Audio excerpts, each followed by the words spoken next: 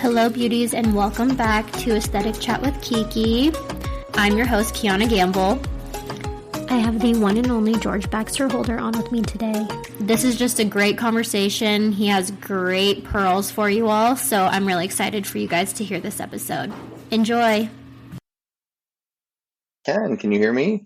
Yes. Let's start talking about how you got into aesthetics and your story.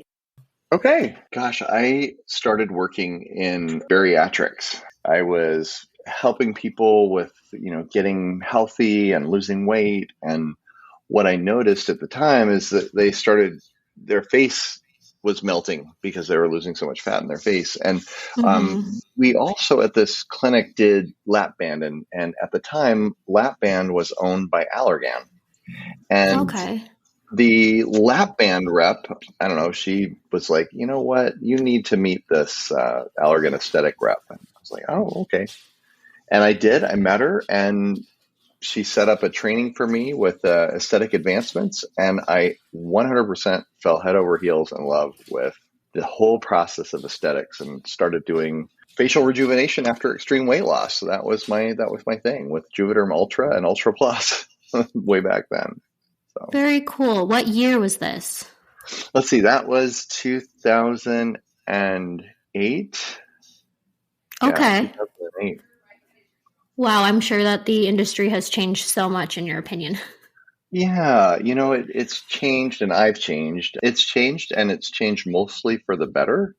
I think that there are some things that we still could improve upon, but I'm really excited to watch the trajectory of the aesthetic space. And, I really think that our category is one that's just really elevating the health and well-being of our clients. I would love for you to touch on just some of the improvements that you hope the industry kind of makes going forward. Well, Kiki, I'm an old guy, right? I'm 56 years old. And you are old. Well, I feel old sometimes, and I especially feel old with what I'm about to say. But there is this sense in aesthetics, especially, that if you are Insta famous, you are good at what you do. And I know a small handful of people where that's true. Some of the people that I really value in aesthetics have also got a good Instagram following. But I really wish that people as in aesthetic injectors would put as much effort into becoming exceptional as they put into becoming famous. Because if they put in that same energy into their personal training and their advancement of their career and their consult techniques and assessment techniques, the industry will get better. If they put only that energy into being famous, then they'll be famous, but the industry actually will suffer in the long run.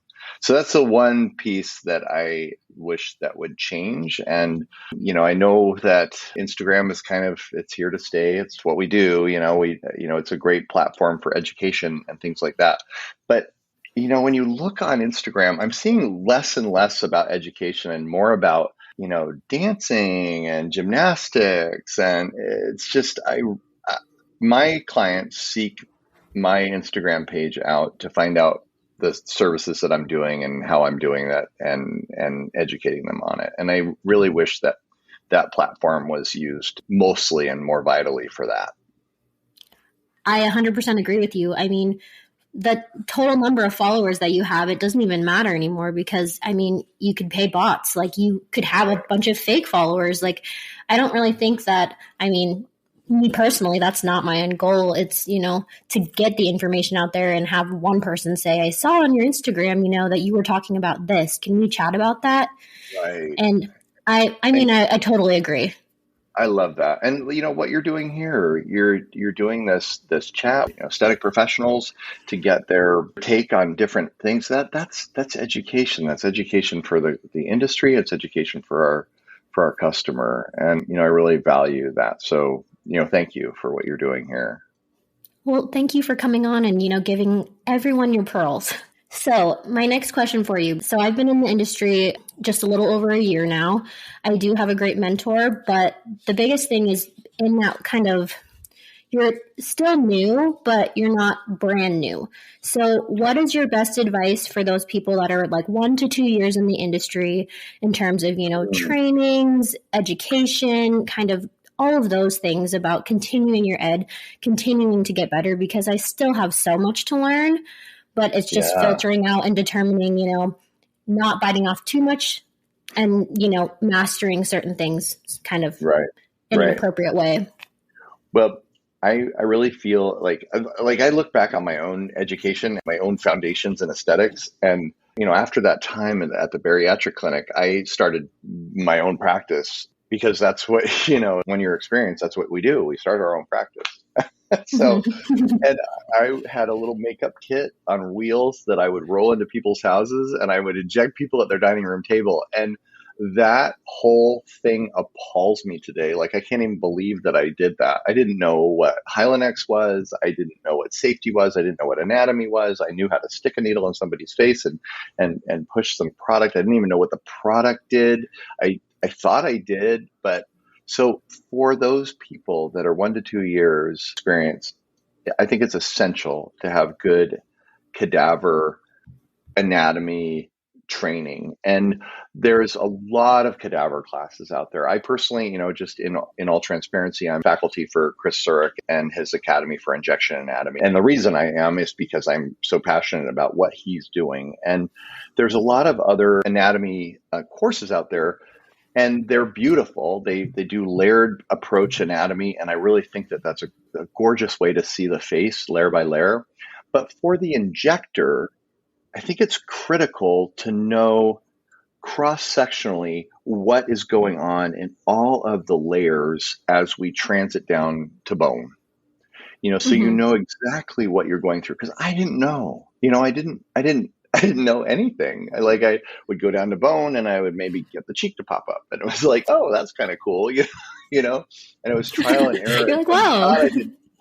thank God I didn't kill anybody or create a lot of occlusions. I think I probably did create occlusions. I didn't even know. So I think to get educated about the products that you're using, and not from marketing, not from the reps. Don't get training from the reps Mm-hmm. on anything. Get training from experts on rheology so that you really understand, what is this product going to do when I inject it into this plane of tissue? And on the flip side of it, what is this plane of tissue? So when you can dive in and really get an understanding for exactly what you're doing layer by layer by layer, it'll make somebody with 1 year experience inject like they have 5 years of experience. And so it will really elevate the industry by getting well trained. And I think it's actually going to be critical learning. I really don't feel like people should be entering the industry until they really have that understanding. I think that's great. I'm actually going to be coming to the cadaver course that you are on faculty for. It's fantastic. Yes. Yeah. So, would you say for a new injector, would it be too soon to do that, in-person cadaver within the first like 6 months of, getting into the industry? Or do you want them to wait maybe until they hit their first year? Just because, I've heard that the courses can be overwhelming. Yes. Well, it's really funny. It's almost like I'm paying you to feed me that question. Full transparency, you're not. No, I know I'm not, but it's so funny. Dr. Hermine Warren and I Mm-hmm. have created a course that's attached to the Academy for Injection Anatomy. It's called Foundations Anatomy and Practice. And what it is, it's for that person that you were just talking about. It's for the person that would be too overwhelmed trying to understand the layer by layer by layer in the cadaver and take it to a level where they can understand basic anatomy and injection techniques and the scope of practice and legal issues and all of that stuff that I wish I had when I was learning. And we're actually doing our first course September. I think it's September 17th and 18th in Chicago, and there are a few spots still available in that course.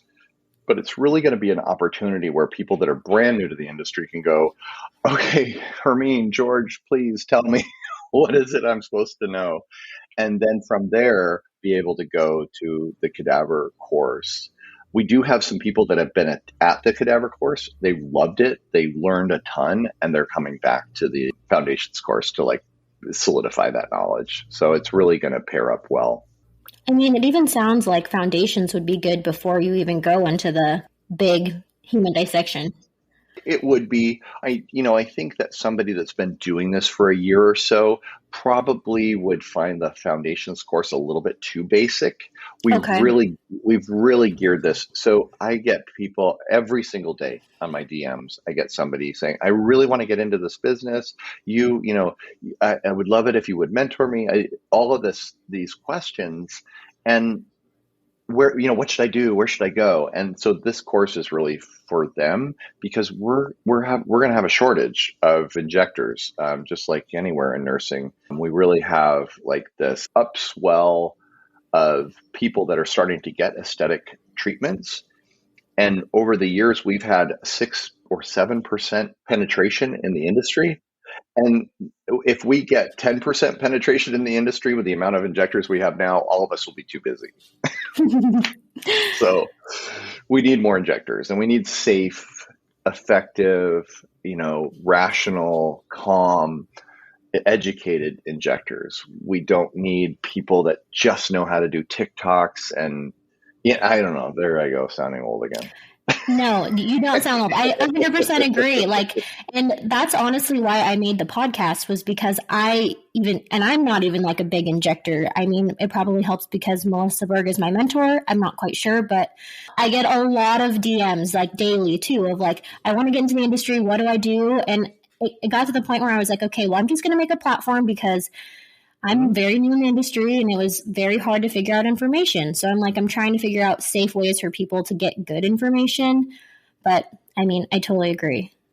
Absolutely. And please tell Melissa I said hi the next time you see her. I just love her mother, her sister. I love all of them. Her whole family is great. I told her yesterday that we were recording. So yes, I'll definitely tell her hi.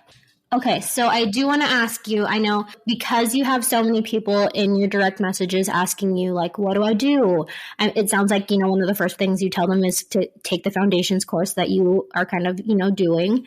But what is your kind of go-to spiel that you do say to them? Just because you can start directing them to the podcast too. Exactly. Just send them the link to this would be fantastic. I also, actually, before I had the foundations course, I also sent them to Mary Beth Hagan at Titan Aesthetic Consulting. I think she does a phenomenal job with guiding people to the right training and providing basic training. And she's got module-based things that she puts people through that really get people prepared to be that brand new injector. I work with Mary Beth a lot. I'm the director of talent recruiting for Skin Spirit. So I work very closely with Mary Beth to get those people placed at a Skin Spirit, for that matter. Very difficult to break into this industry. And there are a lot of different ways to do it. My advice, though, would be hungry for knowledge and information.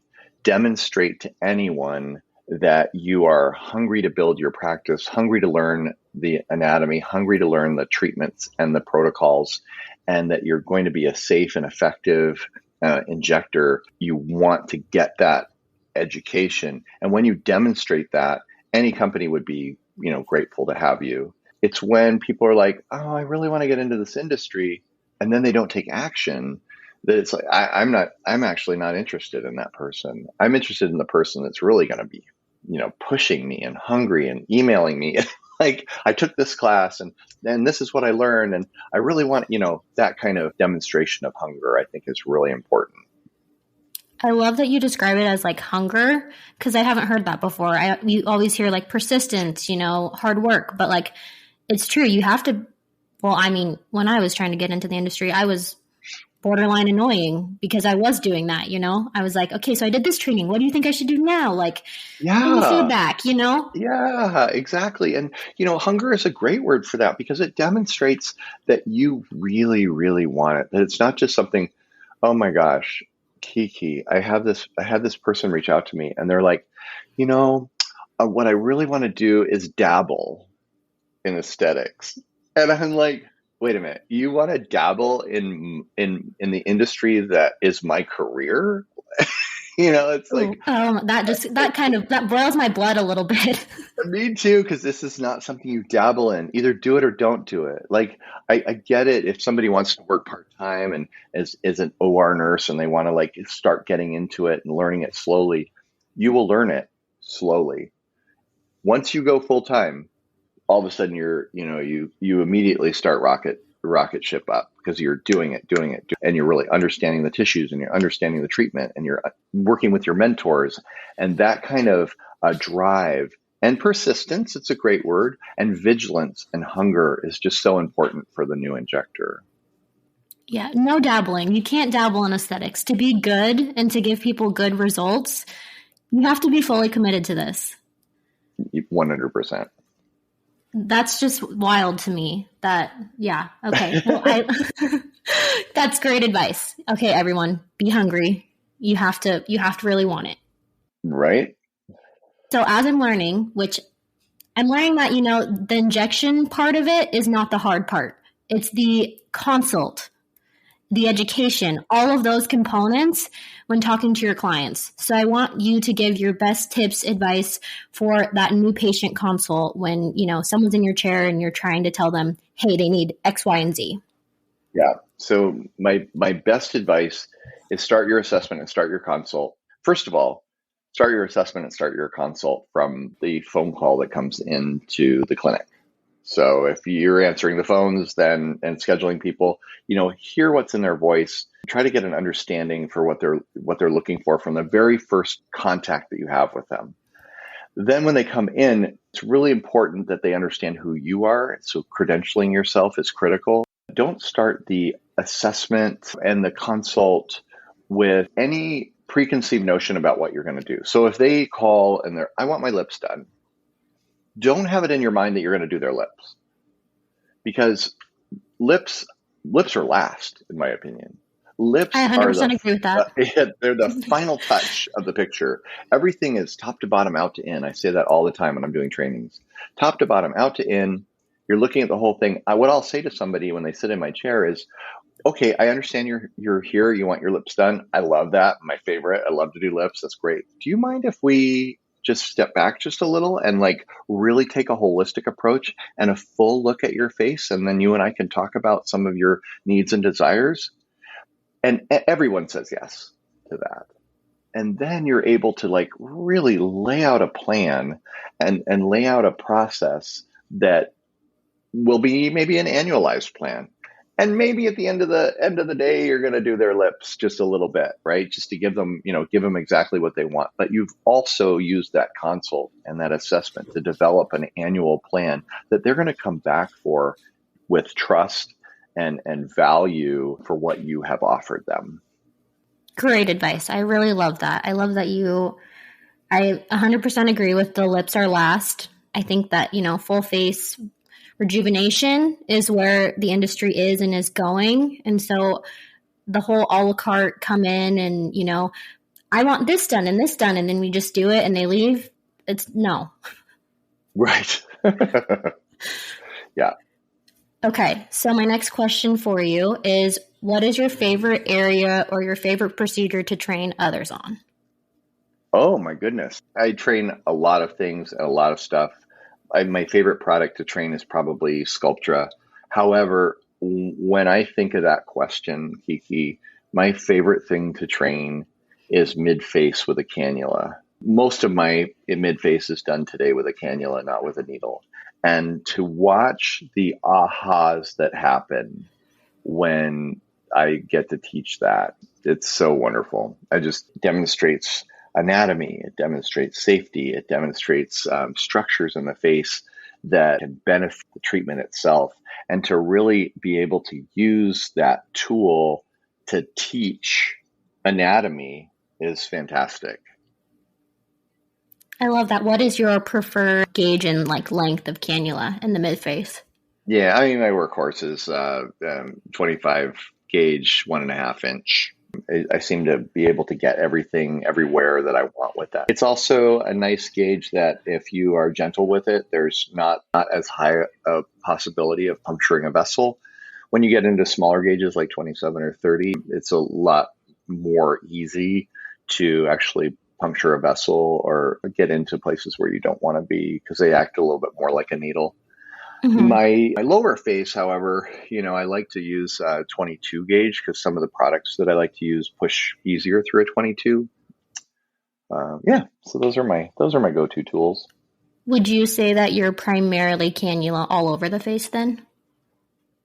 Yeah, primarily. I mean, I do use a lot of needles still, but my feeling is if we started aesthetics today, with everything that we know, if we started aesthetics, today, we would probably use cannulas primarily because that needle bolus doesn't make sense. The cannula makes sense because of the way that the face is layered. So if you can get into the layer and rejuvenate a layer and go down to a next layer and rejuvenate a layer, yeah, it's interesting that it's so important to have that understanding of the layered tissue versus like drop and hope that the boluses like find each other, Very true. So, you did say you love to train on Sculpture as well. In terms of, the injector that's still fairly novice, when do you recommend that they start incorporating Sculpture into, their toolbox? As soon as possible. And I think that I stand apart from my colleagues in that. I do think that Sculptra is more of an advanced technique or more of an advanced product. However, the sooner that someone can get familiar with product like Sculptra and use it, the better. And it's a different type of injection. So to learn it alongside of an HA injection, I think is really valuable. And when we put it in our head that's an advanced injection and I can't do it because I only have 1 year of experience, then it becomes this barrier, this psychological barrier for when you do start using it, all of a sudden it's a hard treatment because it really isn't. Like if you start out using Sculpture and you don't know anything else, it's really not a hard treatment at all. Like it's all about that tactile muscle memory and understanding what it is that I'm trying to do. Before you inject something like Sculptra, you must know what it's doing. You need to know the pathophysiology of what's happening in the body when you inject a product like that so that you're not blindly just putting in stuff, And so that really is that first foundational learning. But I think Sculptra, to me, HA fillers are the icing on the cake, and Sculptra is the table that the cake sits on. Great analogy. Great. So I have 2 questions left for you. One of them is, what is your thoughts on Quo? I'm a trainer for endoaesthetics. I was a very early adopter for Quo.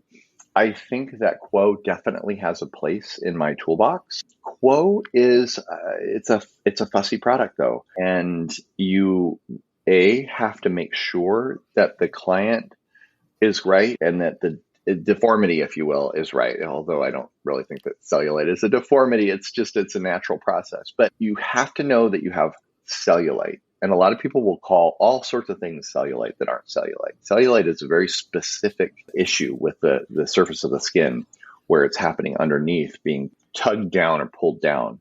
Quo simply is about the tug. It's not about the surface of the skin. It's not about the laxity of the skin. It's not about the fat that's hypertrophy. An injector has to understand what it is that Quo can do and what it is that Quo can't do in order to utilize it effectively. I think that sometimes Quo gets a bad reputation, but that's only because of the injector, not because of the substance. Because it is a collagenase that works very, very well. And it does exactly what it's supposed to do when used properly. Now, it also does bruise. The bruising it's not a traumatic bruise. It is an anatomical bruise. And what's happened is the venules are wrapped into all of the fat cells because they need to take the degradation products and things like that from the fat cells. When the collagen strands are let go, the fat cells redistribute, and those venules then don't have the support anymore and they leak. And that leakage is the bruise.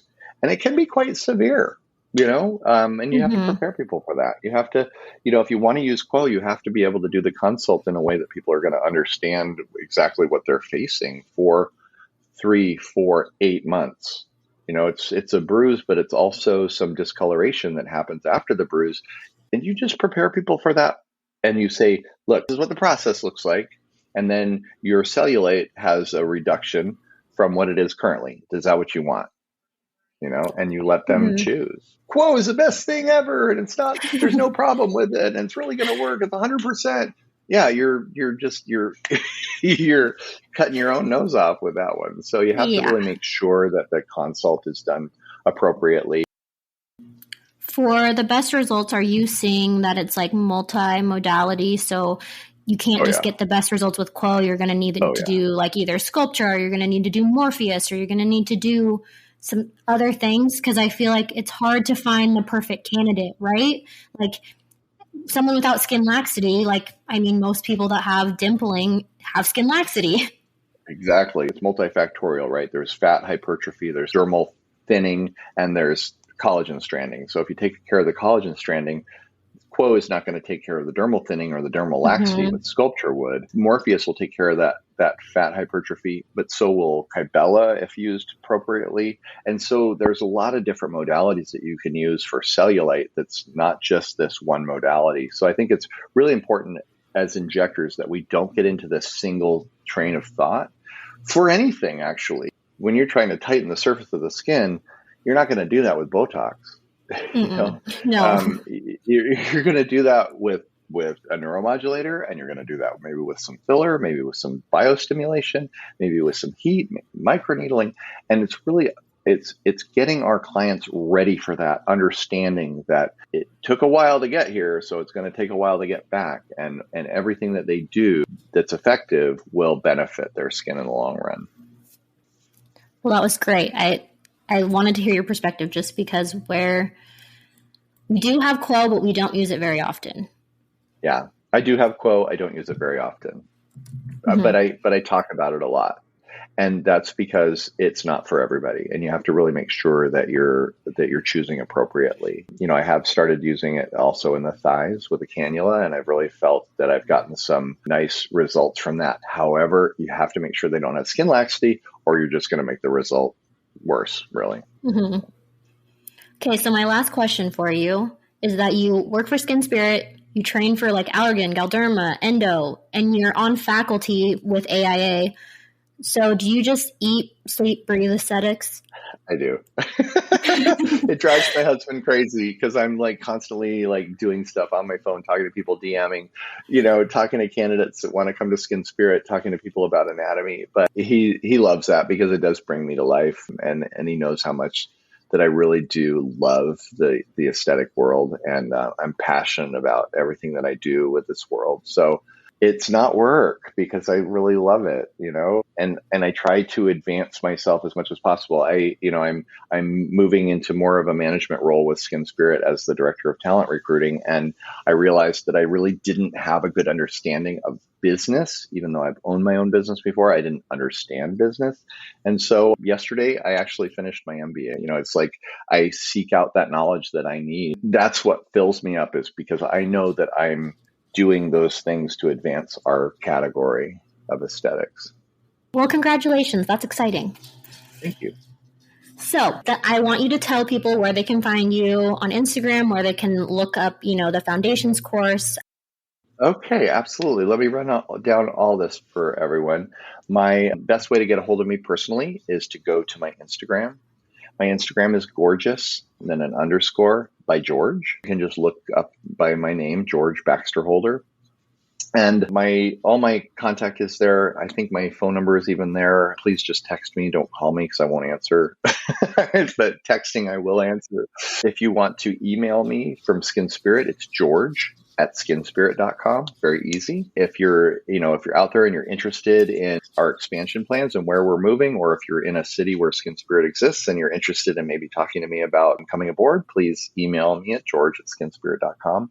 If you're interested in the Academy, you can go to the Academy for Injection Anatomy. The Foundations course is the first one listed there, and it's got a little picture of Hermine and I doing our thing. So, and if you have any questions about any of that stuff, please, please, please don't hesitate to reach out. As I say, there's no question that's asked too late, and there's no question that's too stupid.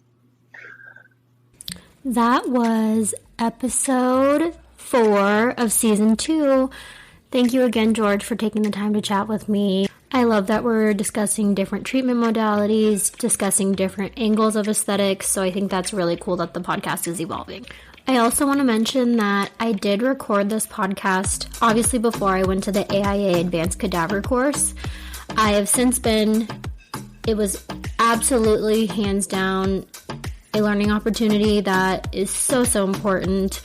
George does have a code for you all, so if you're interested in taking either the Foundations course or the Advanced Cadaver course, you can use George100 for $100 off. Also, if there's ever any topic that you want me to discuss or an injector that you want me to reach out to chat with, definitely DM me at my aesthetic Instagram, which is at aestheticnurse.kiki, or you can reach out to the podcast Instagram, which is at aesthetic.chatwithkiki. I open every podcast with Hello Beauties, so I finally made it into some merch. So if you're interested in going and checking that out, go to aestheticnursekiki.com. Last but not least, I do have some amazing injectors lined up to chat with, but I do start my nurse practitioner program. By the time this airs, I've already been in it. Have a little grace with me just because it's a full-time program, so be patient with me. But until next time, beauties, bye.